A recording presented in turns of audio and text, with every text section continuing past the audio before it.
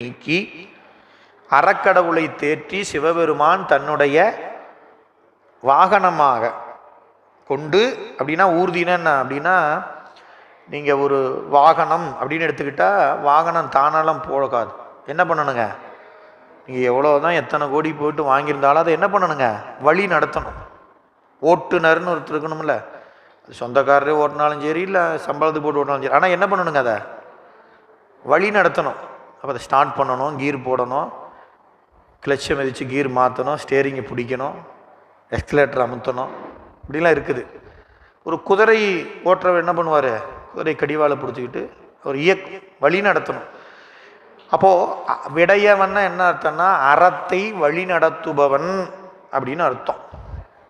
அறத்தை, ஆமாம், சிவபெருமான் அந்த அறக்கடவுள் இறைவனால் தேற்றி காப்பாற்றப்பட்டு சிவபெருமானுக்கு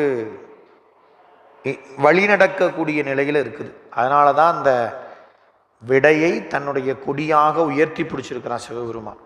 ஏன்? அறம் என்பது ஓங்கி நிற்கணும். அதான் அந்த விடை கொடி உடையவன். சடையார் புனல் உடையான் ஒரு சரிகோபனம் உடையான் விடையார் கொடி உடையான் எனை உடையான் திருஞான சம்பந்தர் பாடுறார். அதனால விடையார் கொடி உடையவன். ஏன்? அறம் என்பது உலகத்தில் மேலோங்கி இருக்க வேண்டும். எங்கெல்லாம் அறம் நிகழ்கிறதோ அங்கு சிவபெருமான் எழுந்தருளி இருப்பார். அதனால தான் ஔவையார் என்ன சொன்னாங்க?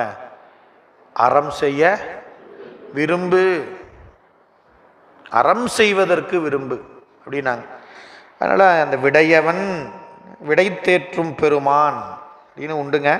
எப்படி தேற்றினார் அப்படின்னு நீங்கள் பார்க்கணுன்னா, நமக்கு திரு ஆலவாய் மதுரையில் நம்முடைய சோமசுந்தர பெருமான் அப்படியே அந்த இடபம், அந்த அதனுடைய தாடையை தடவி நிற்கக்கூடிய கோலம் மதுரையில் இருக்குது. மதுரைக்கு போனீங்கன்னா நீங்கள் அந்த கோலத்தை காணலாம். அப்போ அறத்தின் காவலனாக இருப்பவனே.